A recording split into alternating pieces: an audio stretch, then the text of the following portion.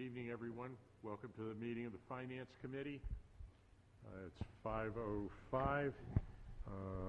We do have a quorum present.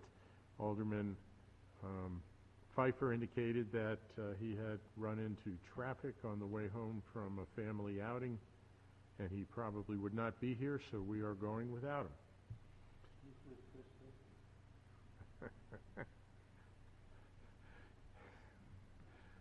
Well, not from the picture I saw the other day in the paper. He was hiding behind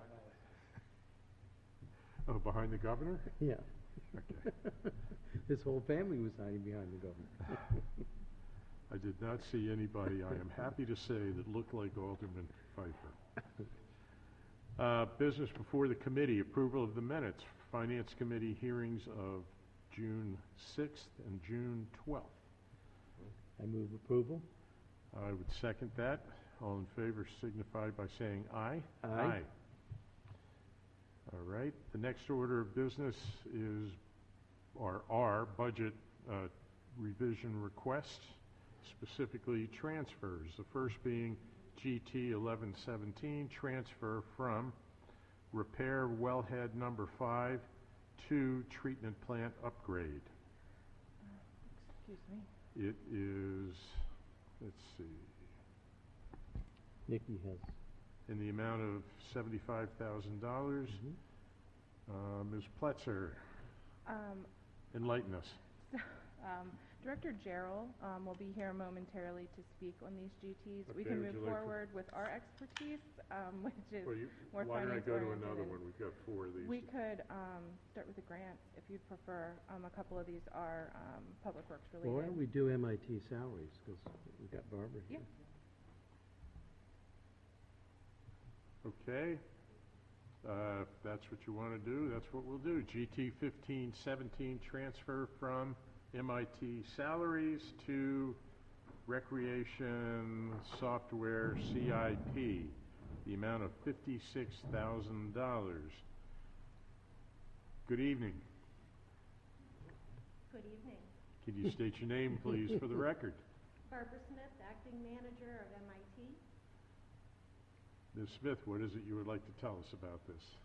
We're requesting $56,000 to be transferred from FY17 salaries to a recreation CIP to cover implementation of a new rec and park software. Yay! Please. Such as? The specific name, The what? I'm sorry. I said such as. Yeah, the name. What is the name of the software? It is a product provided by Civic Plus, which is the same vendor that we're currently using for the city's website. Okay, how's it going to help? I mean, what does this do? The current software that they have as of November of this year, support and maintenance will no longer be available. It's a legacy system. Oh, very. Early 2000s. We absolutely have to replace it. Okay. This is something we can get up and running within several months. There's no long-term commitment. $22,500 of the funds are for implementation and training, about $16,000 for equipment, and then the first year of support and posting $17,000. Okay, that's all I need to know. Thank Do you have any questions? So, Alderman Arnett? so this is, sounds like it's an unusual thing because it's a department acquisition of software that's actually being coordinated through IT. Absolutely, we support it 100%. Good. It sounds marvelous, and I know we need it. Desperately. So, I would yield to Alderman Budge. Alderman Budge? The cost of the program that was discussed in the CIP was $130,000, That is correct. and we're only asking a transfer of 56. Where is the balance coming from? Fund There is no balance. balance. The total cost to get up and running is $56,000. Yep. This is a different software than that was presented to the capital group. That is, to acquire that properly, that would have to be a bid process, and frankly, we're out of time. Okay. It'll go to the capital reserve fund. I don't mind saving money. So you won't have to use bond funds for this acquisition. Great. Okay, So I would recommend approval. all right. I'll assume that's a motion. Is there any discussion? I will second it. And now is there any discussion? Seeing none, I would call the question. All in favor signify by saying aye. Aye. Let the record reflect that we are, by unanimous vote, recommending approval to the council as a whole. Thank you very much. Thank you. Now let's get back to GT 1117.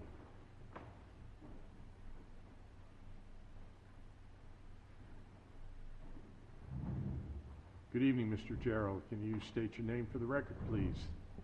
Good evening, David Gerald, Director of Public Works. So GT 1117 is, we have a CFP project, the wellhead project that's been completed for several years. So that funding is not required for that purpose. It's all water funding. And we need to move some money over to the water treatment plant project for management. The quandary that we're in on the water treatment plant, as you know, it's taken longer than expected. So we've had to keep our project management team longer. The contractor's being assessed liquidated damages of $2,000 per day. But we can't actually take that money and use it right now until the end of the contract. So we have to have money to get us through to the end of the contract and pay all of our bills, including the bills to our project management team. And this will allow us to do this. So the other money that we've used for that purpose was money that was already in the contract that we were able to use, but now we've reached the end of that, and so we need to sort of use this as front money until we're able to actually assess those liquidated damages and recover that money. All right. Are there any questions? Alderman Arnett. So will the penalties that we're getting from the contractor more than cover this shift? Yes, because it's going to be about 18 months at $2,000 a day. Okay. And I'm surprised that Alderwoman Finlayson doesn't want to know about the snake house. Come on, you know you want to laugh. Look at her. That's going to cost you extra, Ross. Yeah. I'm already I so think she far in saw debt. the snake house when we were out there on the tour, and she chose not to go inside. Are there any other questions for Mr. Gerald? Thank you very much. Is there any, I any move, motions? I move that we approve. Are we approving these or recommending? We're recommending. Move we recommend approval to the council. I would second that. Is there any further discussion? Seeing none, I'd call the question. All in favor signify by saying aye. Aye.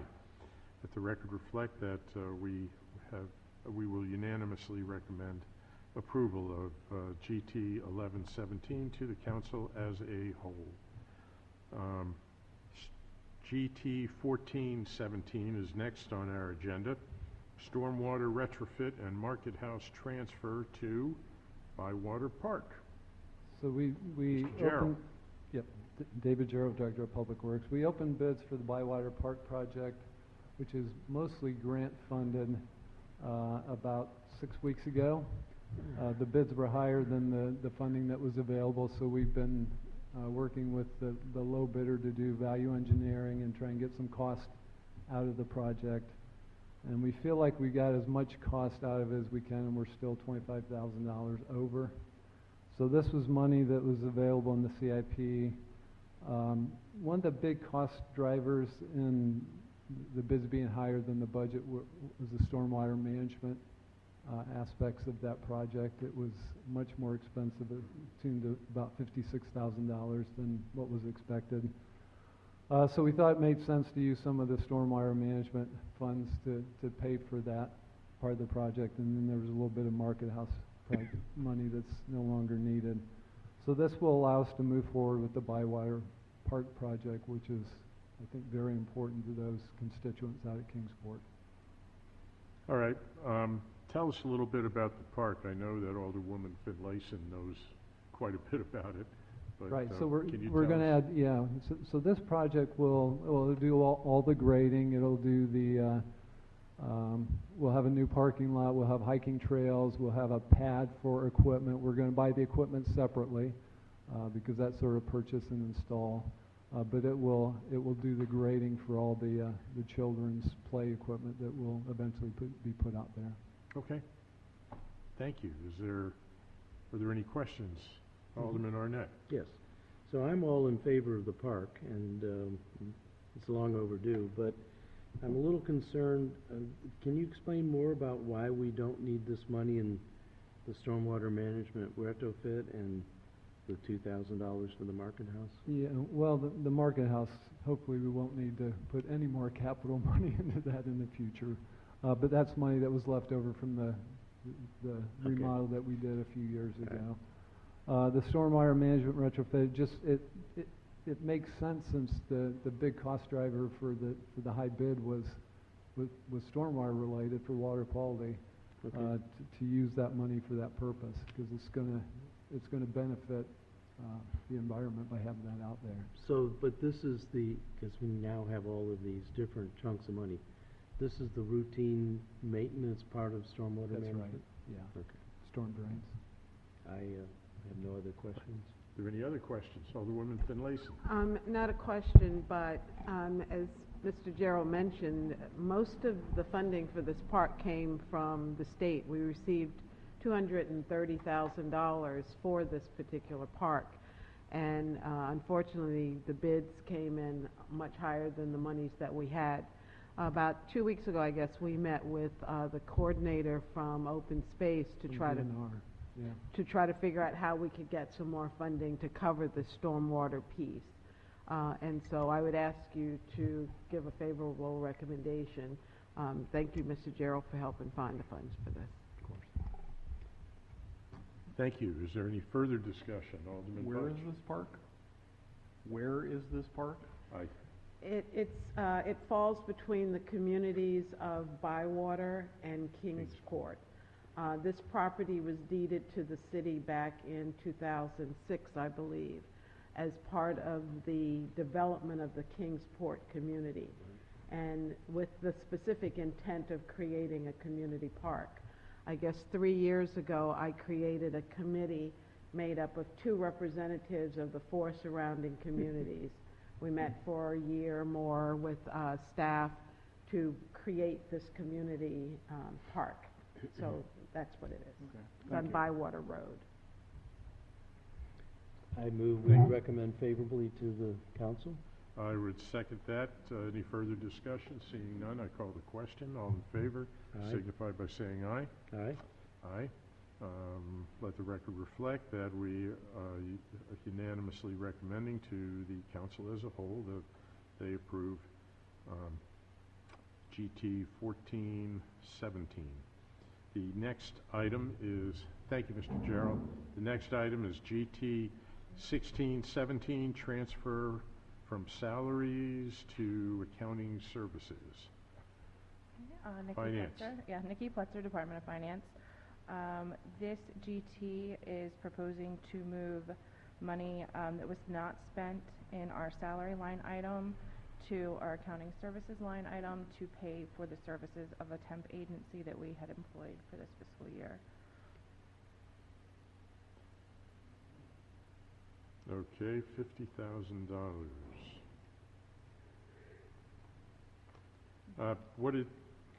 Well, never mind. Are there any questions? Seeing none, do I hear a motion? I move we recommend favorably to the council. I will second that. Any further discussion? Seeing none, all in favor signify by saying aye. Aye. We will be recommending this for approval by the council as a whole. Next item of business are grant approvals. Let's see. GA 2917, job access and reverse commute. Good evening, sir. Can you state your name for the record, please? Good evening, Rick Gordon, Department of Transportation. Good evening, Mr. Gordon. GA 2917 is a Department of Social Services grant in the amount of $42,568 to support the transportation of individuals from outside the city limits on our yellow route to the Anne Arundel Community College. If only I Okay, could- from Edgewater, Yes, Solomon's, River Colony Shopping Center to Anne Arundel Community College. It's one of our longest routes. okay, 7 days a week, 7 round trips, 13 stops.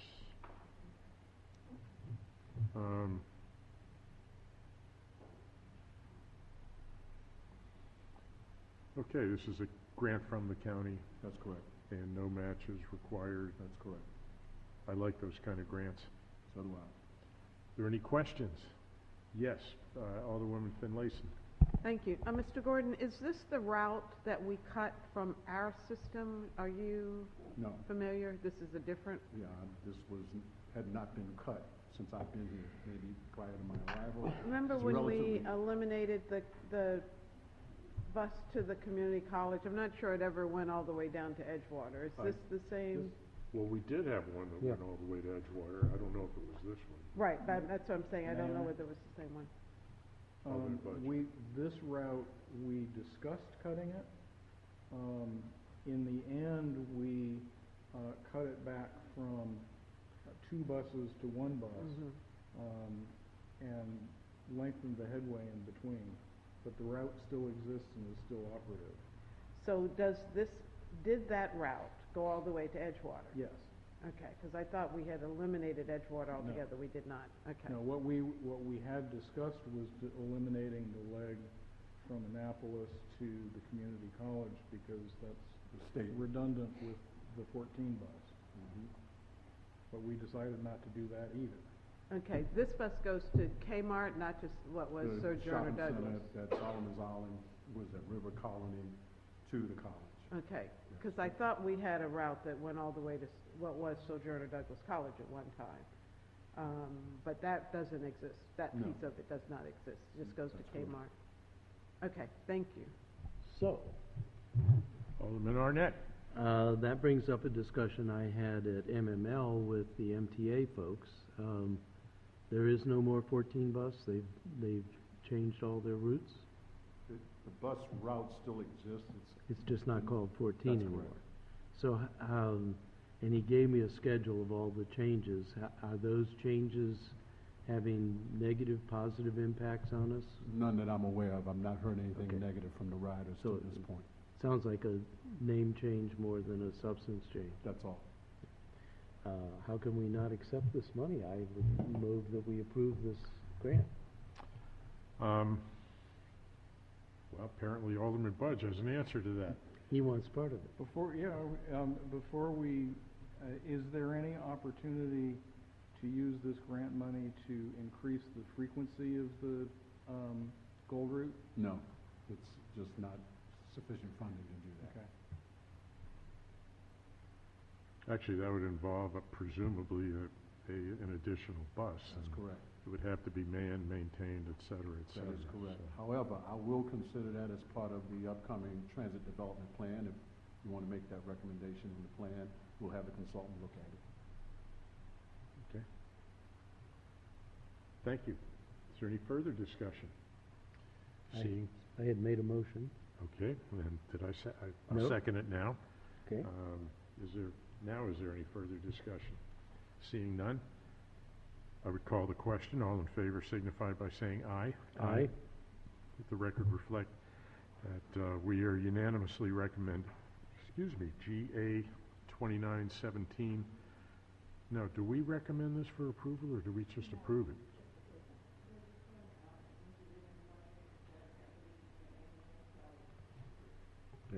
Okay, we have approved it. Okay. Next matter is GA 3017, fiscal year 2018 UPWP contracts. Yes. Mr. Gordon, good afternoon again. Good afternoon. Rick Gordon, Department of Transportation. This grant. Sir, what can you tell us about this? This grant supports the work of the city as part of the Unified Planning Work Plan with the Baltimore Metropolitan Council. It supports efforts on the part of the Planning and Zoning Office as well as my office to develop the work plan. And the matches in staff? Yes. All right, what specifically does this do? They are, What will we do with the money? both our staffs provide work. They participate in the development of the plan from both the Planning Department and the Transportation Department. These funds offset that cost to participate in the development of the plan. All right, this is essentially federal, Yes, it is. passes through state or county Passed through to get to the us. region, the Baltimore Metropolitan Council in this case, Okay. which is a regional entity. All right, are there any questions for Mr. Gordon on this? Seeing none, do I hear a motion? I move approval. I would second that. All in favor signify by saying aye. Aye. Aye. The record reflect that. Now again, we have approved it. Thank you. All right, the next item is GA 3117. Thank you, Mr. Gordon. GA 3117, debris and derelict boat removal, Annapolis City Waters. I do not, oh, okay. You don't look like the harbor master, but we'll listen to you anyway. Good evening. Good evening. I'm Maria Broadbent, Director of Office of Environmental Policy. My item is actually the next one after that one, but I'm willing to talk to you about derelict boats if you want. Okay. I can speak to GA 31 if you'd like. Well, you're up. What can you tell us about derelict boat removal? I think this is a grant that we get from DNR Correct. on an annual basis, and the city's been using it for boats that are abandoned in city waters, and the funding is used to remove those boats. All true. Big issue in my ward, Weems Creek.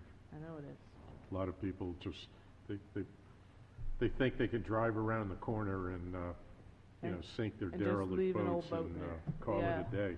I've seen tips of masts sticking out in a couple places. Well, they have done a good job of getting rid of a number of derelict boats so far this year in Weems Creek, and if the other creeks are anything like this, then hey, I'm all for it. It's a good program. Anybody else have anything to say or questions to ask? Ms. Pletzer, do you have anything to add? No, I believe that Director Broadbent covered the essence of the grant there. Okay. I move. No Approval. match required. Another one of my favorite kind of grants. I second the motion. Is there any further discussion from anybody? Seeing none, I would call the question. All in favor of approving GA 3117, please indicate by indicate by saying aye. Aye. We let the record reflect we've unanimously approved this. The next matter is GA 3217, Janice Holman Grant Program for Land Trusts. Tell us about that. So, Please state your name again for the I'm record. Maria Broadbent, Director of Office of Environmental Policy. So the city has its own version of a land trust. It's called a land trust. It's called the Conservancy Board, and it's been in place for a number of years, but it manages the conservation easements and other properties that are set aside through the development process. All of those come with easements that are attached to their deeds. We've talked a little bit about this in other meetings, and I'm not even sure how long they've had it, probably since the 90s or so, but everything associated with the Conservancy Board is paper files. So this grant is to pay an intern to bring that program into the 21st century. We're actually collecting up all of the easement documents and putting it all on our website, along with the plans and everything associated with it, so that when the board goes out and does their annual inspections, there will be an easy place for them to find all of the documents associated with it. And it also is going to be used to help pay for some solicitation materials, and I know Alderman Budge had made a suggestion that we really are able to give information to folks about the tax credits and the other financial benefits that people have. But we're in a position now where we can take it from just soliciting easements that are set aside from the Forest Conservation Act and other development process, but actually go out and talk to property owners that may want to consider putting conservation easements on their property. Our Conservancy Board is unique enough that we can look at small properties that have high values environmentally and as conservation property. So this grant is to pay the stipend for the intern to do that work. IT has done, Sean and GIS has done a great job of putting together a document that we can use to determine which properties to solicit. The board's come up with some criteria for properties that would be best suited for easements. And it will also be used to take all the information that we've had from the past and digitize it. So interns are marvelous people. They don't have to answer phone calls and all that like everybody else, and they can just get busy on a task, and I'm really grateful for that. Okay. Are there any questions of Ms. Broadbent? Alderman Arnett. Seems like a lot of work for such a small amount of money. I assume there's other sources to help with this? I mean, $1,500? It probably seems like a lot to us, but to somebody who's a rising senior in college, Okay. taking paperwork and making it to stuff on the website is a lot faster for him to do it than it would be for me to even figure out how. So And this it's pretty good. special program called Cash, what is that all about? There's $375 that come from Cash. That Did you take up a collection? yes, from Tom Andrews, Okay, so it's, city endless manager. source of previously identified money. All right. I think we need to collect it only from residents on the north side of 6th Street, and especially those that live toward the far side of the block, between Chesapeake and Chester. Once we get that done, then we'll be ready to go on this. I'll take it in any form. I recommend approval. Okay. I second that. Is there any further discussion? Seeing none? May I just Yes. add a note?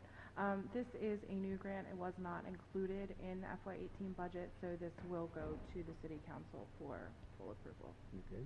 I Okay. move that we recommend approval to the city council. I second that. All in favor signify by saying aye. Aye. We will recommend approval to the City Council of GA 3217. Thank you. Thank you very much. The Conservancy Board will be at Environmental Matters this upcoming meeting to talk to the committee a little bit about the work that they're doing. All right. Thank you very much. Can you come here for a second?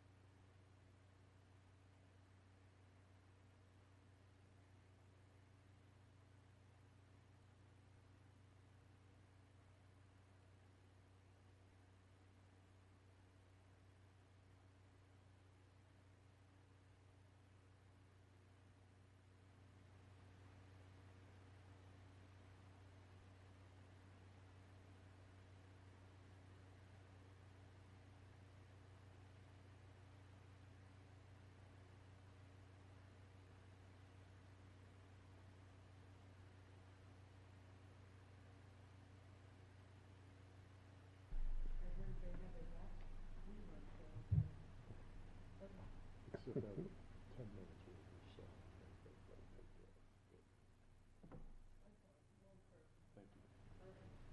right, thank you very much. The next order of business is legislation before the committee, O-3017, Audit Committee. I understand in speaking to my colleague immediately prior to the commencement of the meeting that you may wish to put this off until all of the Finance Committee. I think we need to discuss it, but I think we need more information. First of all, I support this concept. I think we've talked about it for a long time, and I appreciate Alderman Lippman's efforts to get this in front of us. But as I was going through it and penciling in remarks, I kept coming up with some pretty fundamental questions. One of the questions has to do with the function and the purpose, and I find that I'm groping a little bit on that. And then there certainly are some questions about lines of authority. And I talked to the finance director to try to get some input from that, and he suggested that we might benefit by having Keith Novak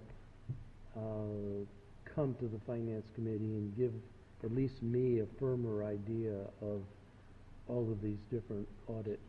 He's our financial advisor. Bruce Miller, Finance Director.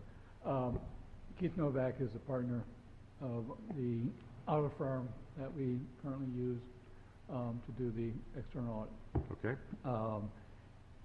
We had, just by background, we about 4 years ago now, we hired a internal auditor. The functionality was somewhat limited.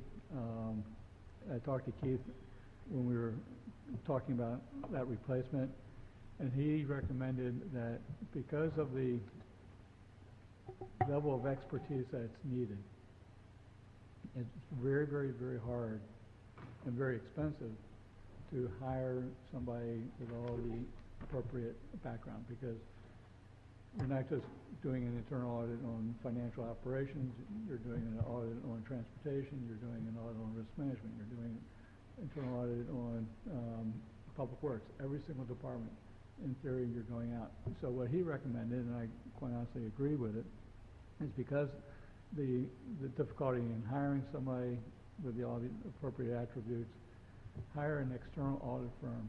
It can't be the same audit firm that's doing the external audit, but hire an external audit firm to do a independent risk assessment, and from that risk assessment, the audit committee, internal audit committee, could identify critical areas that they want to further test.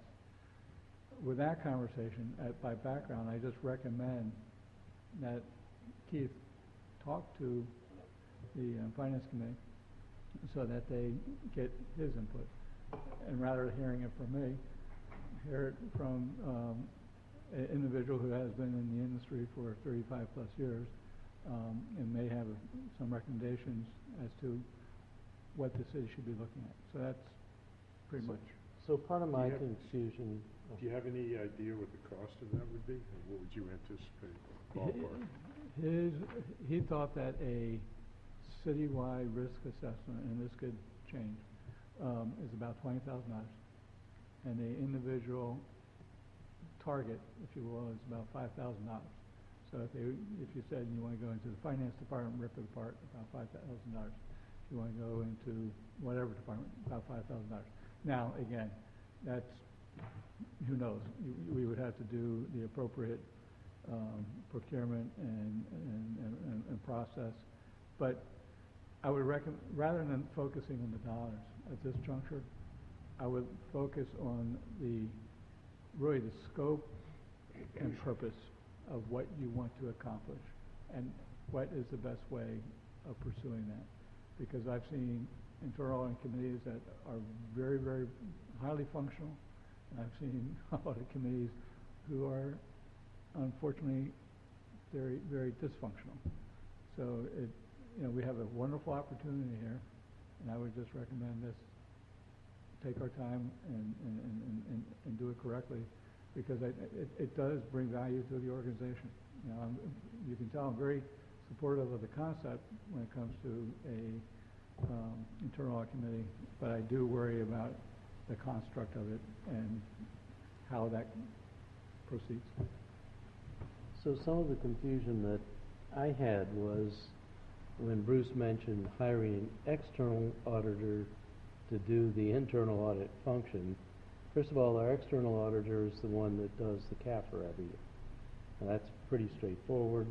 What Bruce just said is hire somebody that could be capable of doing the CAFR, but is not the one doing the CAFR, to help with this internal audit function.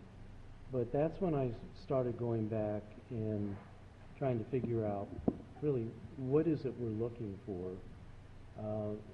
I kind of know I want it, but I'm not sure I know what I want. There may be others here that have a better sense of it.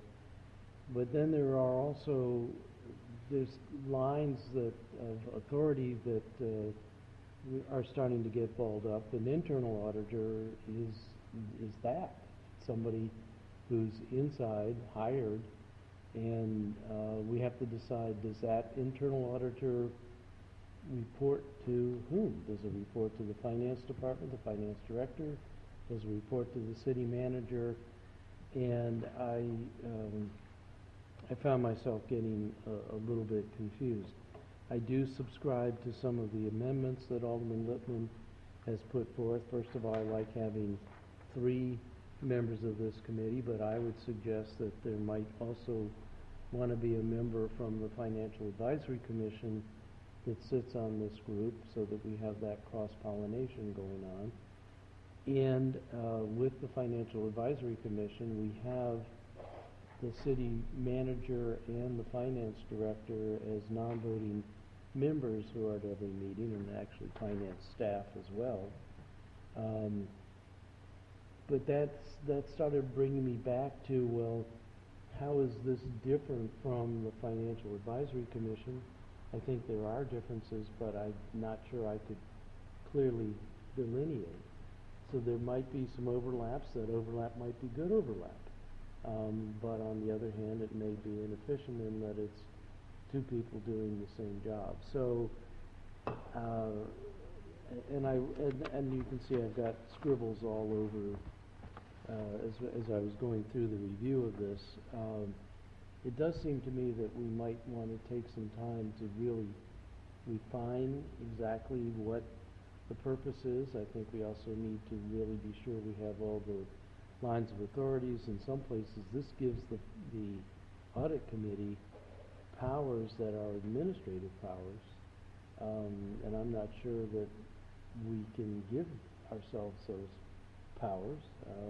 That's why Mr. Ellison is here. So I'm wholeheartedly in support, and in fact want to become a co-sponsor of this, but I think we need a little more definition, I guess is what I would call it. At least I need better understanding. But I know, Joe, you have experience with this in the private sector, right? I mean, not so much? Okay, well then. Don't you My think experience is much more on the operational. Okay. I was one of the guys being audited, not the other one. Okay, well, so you've been the brunt of it. Don't you think that by putting a majority of the members of this council, that we may be politicizing to some extent? No, the actually, work that they with the do? amendments that Jared has offered and I'm offering, 2 to the majority 3. would be not council. If you add if you have 3 members that are not, who are lay people, not elected, not council members, Well, and you also add somebody from the financial Well, there's advisory, 3 alderpersons and 4 non-elected persons, 3 volunteer civilians. and then add a member from the fact. Okay, I So don't that see would be that. 7. That's your amendment? That was an amendment I was gonna Yeah, propose, in okay. addition to Jared's amendment, number 1. Do we need a committee as big as 7? Well, the fact is 7. I mean, it's a big committee. And particularly when not everyone can make it to every meeting, yeah, I think, I wouldn't want it to be gigantic, but I think 7 is a workable number. Do you think that typically year in, year out, that there are 3 members of this council that have the experience that is required by One of the beautiful the things, statute? Now, you do, but... one of the beautiful things about being an elected official, you don't need no stinking experience. You just have the power.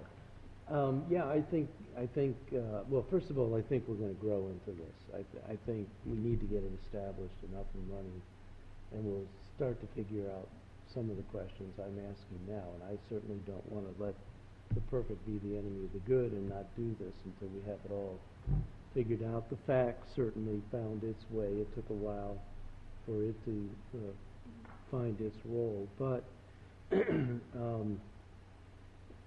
I guess I'm feeling that I would like to have a stronger sense of what I think this group is going to do. And I'm not comfortable with my understanding at this point. Well, but according to this, let me get back to my... Whereases?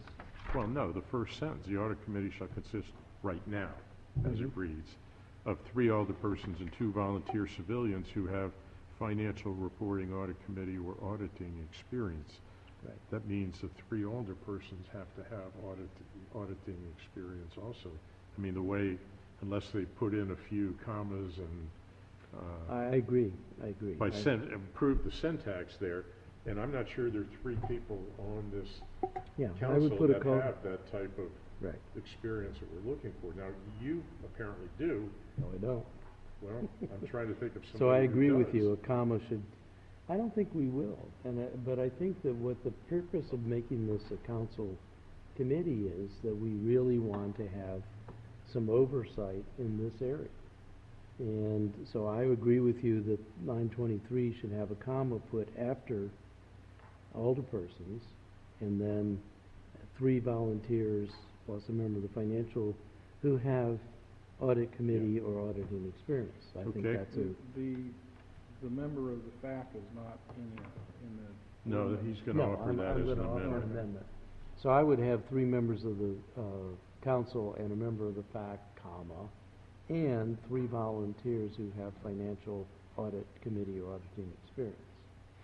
Now, I think just in trying to recruit people for both the FAC and for the police and fire pension plan, we're going to be lucky if we can find 3 people and 3 people that will stay. The FAC had a lot of churning in the beginning, people that were on and then wasn't their cup of tea, like Dave Pellicano, for example. Of course, he also moved away. So I think there'll be some churning that goes on initially, but hopefully, and that's another part of the thing I have a problem with here. I want to make sure there's a learning curve, and I want to make sure that there's some continuity in the non-elected officials.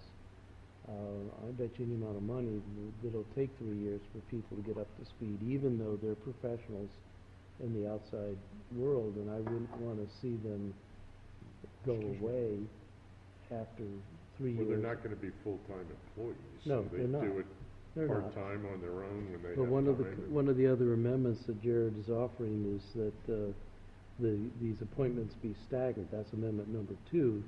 So one of them only has a 2-year appointment instead of Right. a 3 or 4 year. I'm not sure I want to be so specific about the length of time. I think there is some argument in the city writ large that we have some people, even some people that I really like very much, who stay on committees or external bodies, boards and commissions, way too long. On the other hand, they bring with them a wealth of institutional memory. I don't know what the right number is, but anyway, Alderman Budge had his hand up. Yeah, I think given the learning curve on something like this, it might be, I like the idea of the 3-year terms or, 3-year, 4-year. I'm not really partial.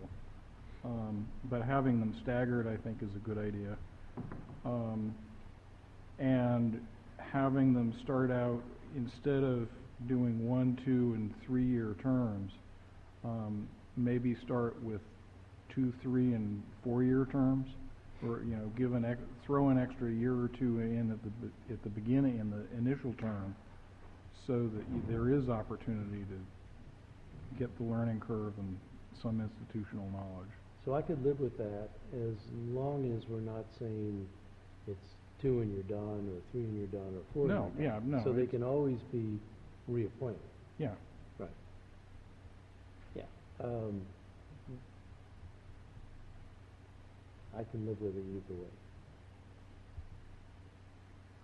So there's a number of other things, but so for these kinds of questions, first of all, I think for the next finance committee, if we can have Keith come, but also have the sponsor, soon to be co-sponsor, come.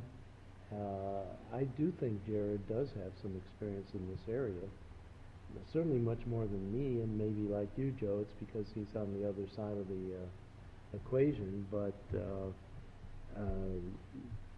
I would like to explore some of these with him in committee before we report out. I don't even know what other committees this doesn't, oh, it goes to rules. Oh, joy. Aren't you lucky? I have a question for the Director of Finance. One of Alderman Littman's proposed amendments for the internal audits is that they shall be completed in accordance with government auditing standards promulgated by the U.S. Government Accountability Office. I am not familiar with that office. Is that more or less desirable or different in what way from GASB? Or GFOA. Well, the internal audit environment is becoming more and more, well, let me step back. The fundamentals of auditing, either you do a substantive audit, and you're testing compliance with policies and procedures or rules or whatever the case may be, or a substantive test, the numbers, 1 + 1 is equal to 2, and your financial statements are accurate. Fundamentally, those are the two. Is the latter, right?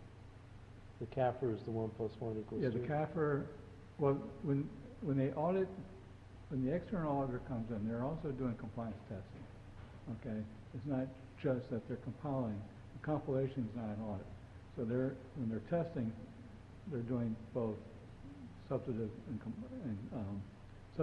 compliance. The point I'm trying to make is our requirements are primarily governmental accounting standards. But we also have, so that's the reporting function, but there could be state requirements that we have to report to. There could be local, i.e. our budget compilation and following those things. So they're evaluating all of that. Then you have this functionality, if you will, of the internal audit. The internal audit world, if you will, has standards also as to how they conduct how they do the testing, et cetera. So this is something that I would say we want to make sure, and this is why I highly recommend Keith coming in, who has the experience, who has the industry knowledge to guide us. Okay. Because it can be very, yes. So what my fundamental questions is, this committee is going to be doing reporting, it's reporting to the city manager, it's reporting to us. I have some questions about how often they report. I think it should be more frequent. But I want to know what a report would look like. You know, I know what a CAFR looks like, but what would we expect a report from this committee to look like? Yeah, It's a blank. blank sheet. Yeah, right, I know. So, again, I strongly want to see us do this, but I want to have a better sense of what this is. I'm not interested in just creating another committee and making work. Well, I think when we get our arms around the different accounting standards or auditing standards that apply, as Director Miller was talking about, that will give us a much better idea of what the reports will look like. Do you comply with this? Do you comply with that, and how so?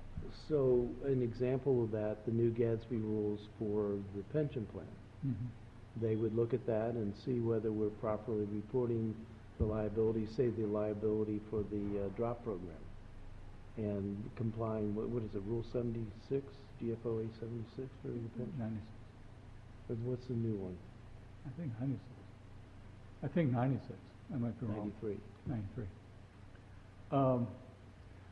Well, again, when you do a audit, be it an internal or external, you really develop a audit program. And that's one of the benefits to relying on a auditing firm, because they can produce the audit program much more efficiently than we can. And I would foresee that the audit program for that particular activity would be reviewed and approved by the audit committee. And then the findings from that sequence of testing that program would then be reported and recommendations be made. And then it's up to the audit committee to make recommendations and follow through with that. But, you know, there's words as oversight and et cetera, that typically the internal auditor does not have oversight. They make recommendations. So, again, there's a lot of words and nuance that, again, I would recommend make it clean the first time out, so that it's successful. So one of the things that we started to get into this year a little more deeply is, instead of just looking at the appropriation budget, we started looking at the balance sheet, and I think we need to understand that more.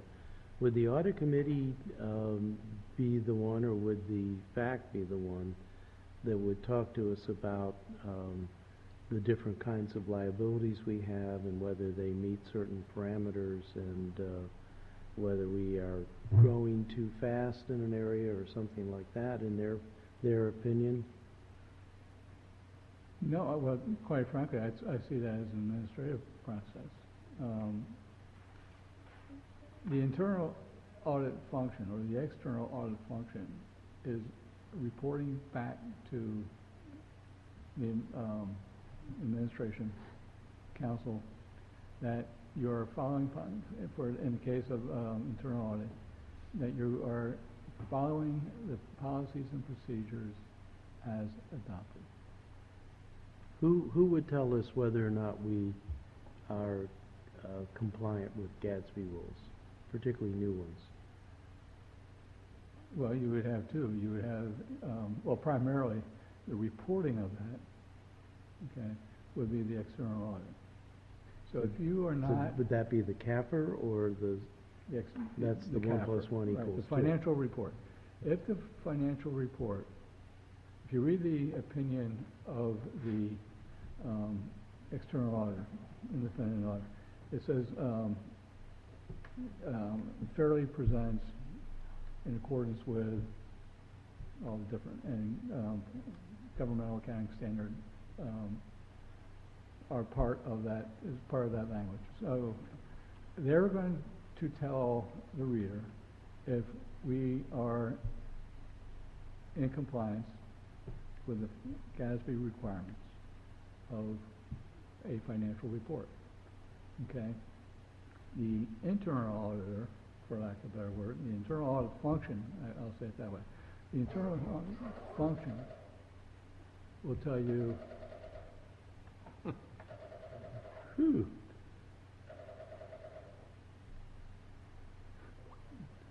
internal audit function will tell you I don't know what you're doing. if the internal control environment, and there's an overlap. Okay, so internal control environment is the cornerstone to the financial reporting. The external auditor looks at it, to determine its sufficiency. The internal audit program would do the same thing. Having an internal audit committee and an internal audit program strengthens the internal control environment. So that the external auditor, when they're doing the financial audit, has a higher level of confidence that what we say we're doing, we are doing. So they can expand testing in different areas and do different things. So it's a, again, concept-wise, it's very, very good to have an internal audit or an audit committee. It's a best practice. So I would pursue in that, but I would make sure that the lines that you were talking about before are very well delineated and understood, because that's when you can get into some unforeseen and unexpected consequence. I don't want to prolong this any longer, but I only have one experience, and that's Teresa Sutherland in the county. Okay. And it seems to me that the things that I've seen her do in the past are questioning ways that the county executive or the council are expending monies. Well, different departments, too. In different departments. I didn't have the sense that that's what we were looking for here specifically, but again, I stand on, I feel like we need this, but I'm not sure what it is we need. I'm not sure what it is that would be new that we'd be getting. I don't know what their report would look like, their quarterly reports, or however frequent. And I don't know, Aaron is in the audience. I don't know if you have any comments on audit? No, okay. I was hoping you were going to tell, yeah, I did this in the Marines, and this is what they... So I just feel like we need to get I need at least, and I hope my colleagues feel the same, need to get a stronger sense of what void this is going to fill for us. That the fact isn't filling, or that the finance committee isn't filling, and I don't have that sense that I know the answer to that. But Joe does. He feels very comfortable with this. Is there anything you'd like to add? You've been sitting there very patiently. Yes, I'm glad to be of assistance here. I'm just here to answer the question. Can you speak into the mic, please? I'm just here to answer. This is Gary Ellison, Assistant City Attorney. I was here to answer questions you may have about the legislation. A lot of good points have been raised by Alderman Arnett, and good advice, I think, by Bruce. But I think that what's on paper right here is pretty self-explanatory, but it might not cover everything that you had in mind. So I can answer any questions you might have.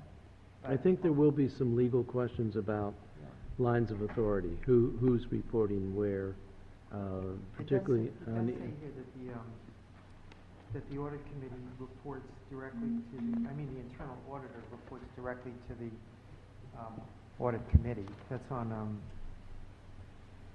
let's see, page 3. It looks like it's about line 23 or so. But there's a lot of other questions that were raised today. right. So like on page 3, I had several questions in section B. It says in line 22, the audit committee shall have oversight over the work of the internal auditor. The internal auditor shall report directly and exclusively to the audit committee. First of all, I question whether that can even happen legally under our personnel system. I don't think we have the ability as council members to have direct reports. But I'm not sure that that's what that's saying. And then above it, the audit committee will make recommendations to the city manager for the appointment and retention of the internal auditor, which I think envisions a person. Since we didn't provide any money in the fiscal 18 budget for that person, there isn't going to be a person like that unless we go back and amend the budget. So, I just want to make sure that we, and obviously this has to be something that we would hope is going to be acceptable and comfortable for both the city manager and the finance director. So I think there's more issues we need to sort out. And again, I'm not trying to delay this or oppose it, but I do think we ought to know what we're doing before we do it. Yeah, well, I've heard all the points that you raised, and they're good points, like I said, and I think the recommendation given by Bruce here to have Keith Novak come in here is probably a real good recommendation, because I'm sure he can enlighten you in ways that I'm sure I couldn't on this particular subject, so I would endorse that. Well, I know my colleagues on the council would love to just continue this and hear me blather on, but I would make a recommendation to the chair that we postpone till the next finance committee meeting, discussion of this legislation, and that we invite Keith Novak to come and maybe give us a stronger sense of what the audit committee could do for the council. Well, I think we have at least somewhat of an idea of what they can do, that this committee could do, but I can't argue with you. I think it's a good idea. Yes, Alderwoman Finlayson.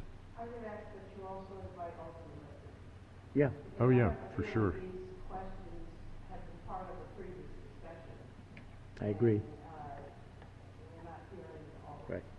it. Right. So I would ask that you Mhm. Yep, I agree with both. So the primary motion is to postpone to the next finance committee meeting. For that meeting, it would be desirable to have Alderman Littman come and help us think through this, and also to have Keith Novak come and give us a sense of how this works elsewhere. Okay. Is there any further discussion? Well, then why don't we go ahead and do that? I don't think we need to take a vote for that. And besides which, I think we should make Ian have to go through some of this too. Absolutely. Absolutely. So we will put that in on the agenda for our next meeting. Yes. Please invite him. That's a good question. We don't know. Would you also give Mr. Alderman Littman the heads up about that person so that he can check out, be prepared for the meeting? All right. Is there anything for the good of the order? It appears that Finance Department update. It may or may not be for the good of the order, but... Thank you, Gary. Mr. Elson. Actually, short and sweet, what we're doing now is getting ready for fiscal year 18, of course. The budget has been loaded, so departments can begin expending their fiscal year 18 budget. We're starting year end for fiscal year 17. The auditors have been down to do preliminary field work through June.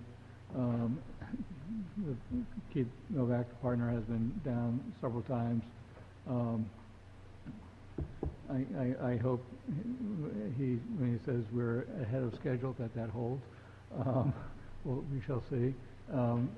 They've done a lot of the questionnaires, internal audit questionnaires, similar activities, and the staff auditors have been doing the accounts payables, the payroll activity. So hopefully the July 30th is really the last day to make sure that all bills from the prior year are posted, and then we'll start getting some preliminary numbers out. But before July 30th, there won't be, because accounts payable will be continuing to pay prior year bills. After August 1st, that's when we start doing the compilations and start doing the budget compilations. So we'll have better information at that time. So one of the things that I asked Bruce was how the fund balance or the surplus for 17 is looking, because we only got halfway through the pay-go. We helped ourselves to the capital fund balance, but we didn't talk about how we were going to replenish that, nor how are we going to pay pay-go on an ongoing basis. Since we took a big chunk out of the capital fund balance, there might not be enough. I don't think there is enough in there to pay for pay-go in another year. So I think one of the things that'll have to be on the Finance Committee agenda pretty quickly is how do we pay for pay-go? So. Sheila. Alderwoman Finlayson. Yes. It's a question and a request. When we pay out to the community grant recipients, if my memory serves me correctly, we pay them in quarterly increments. I would like to request, we gave a $6,000 grant to Asbury Church for the purpose of putting in a ADA compliant restroom. It's going to be hard for them to drag out putting in a bathroom over a year if we're only giving them quarterly chunks of the money. So I'd like to request that they be given their full allotment at the first go-round, which I guess is in September, is when we would be doing that. What we typically do is require that the activities, if we're doing the reimbursement, that we... It's not a reimbursement, though. Is it? Why would it be I a believe so. reimbursement? Yeah, it is a reimbursement. Well, it is when they spend the money first, and then we... Well, I know what reimbursement is, but is that what the requirement is, that they're... Really? And that's for all of our nonprofits? We ask them to spend all their money first, and then we... I'm not sure that that's how we've done it. Well, I mean... But turning it around, why wouldn't every grantee want to come in and get their money immediately? I mean, Well, I think it depends on the project, really. Yeah. I mean, we're talking about a restroom.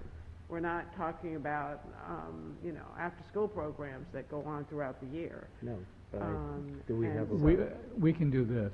And I will be very, very happy to have this conversation. I understand where you're coming from.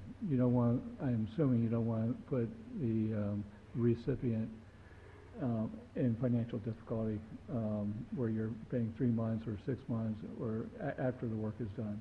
We can accelerate the process so we can be paying for example, the vendor directly.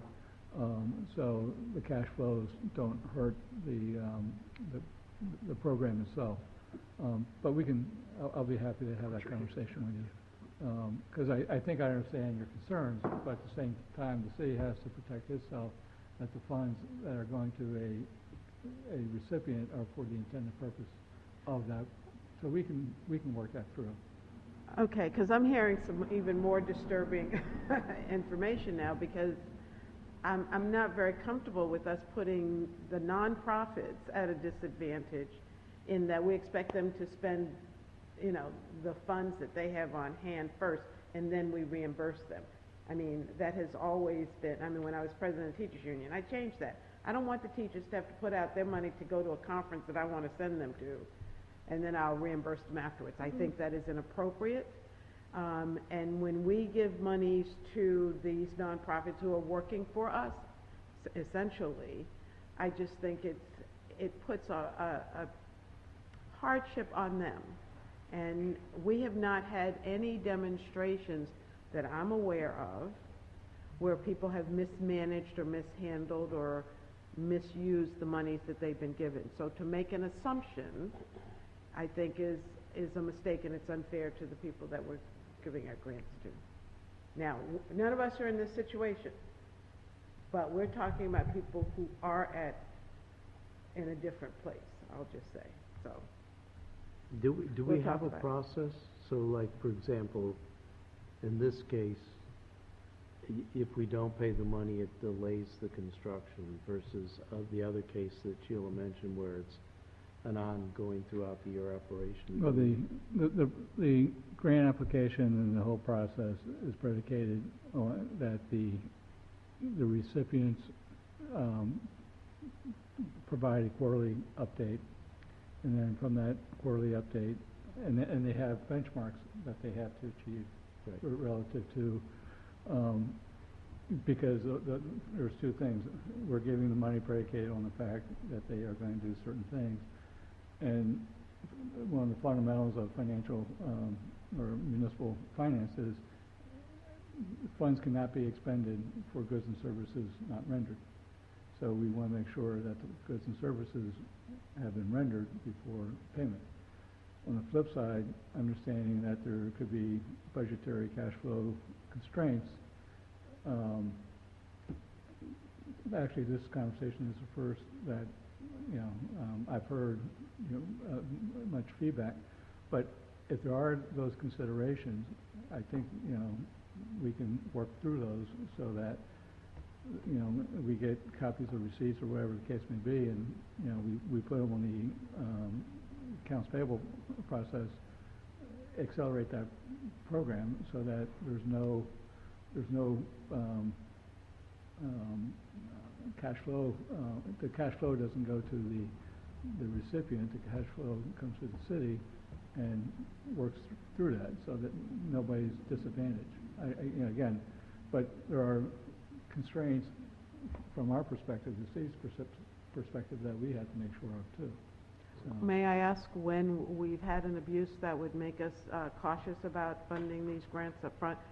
And I understand what the process is. I was here before it began, and I understand.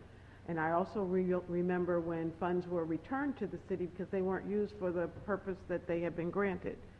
So have we ever had a misuse or abuse of? There have been difficulties, yes.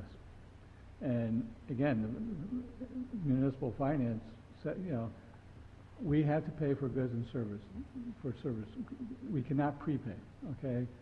So if I pay, X amount of dollars July 1st for all the grant recipients, the goods and services have not been rendered. And I understand that. And I would suggest that there is some exception when you are providing grant funding to a nonprofit organization.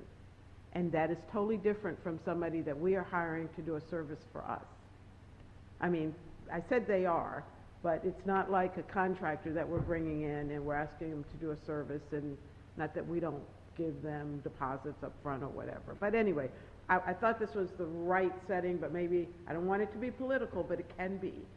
So I thought if I just brought it here and made this request, it would be the easy route. Again, as I said, I'd be very willing Okay. to, I think there's middle ground here. I think we can get the middle ground very easily, and Okay. understanding the cash flow constraints and recognizing municipal finance requirements, we can get to yes, and nobody will be. Okay. Thank you. Yes. Is there anything else? Now I move that we adjourn. Okay, nothing else for the good of the order? Now I'll entertain a motion. No, I want to stay here. Okay, then I'll make it. I'm not going to second it, and then it'll fail. Well, good, you can I move stay. we adjourn. Second. All in favor signify by saying aye. Aye. We're out of here.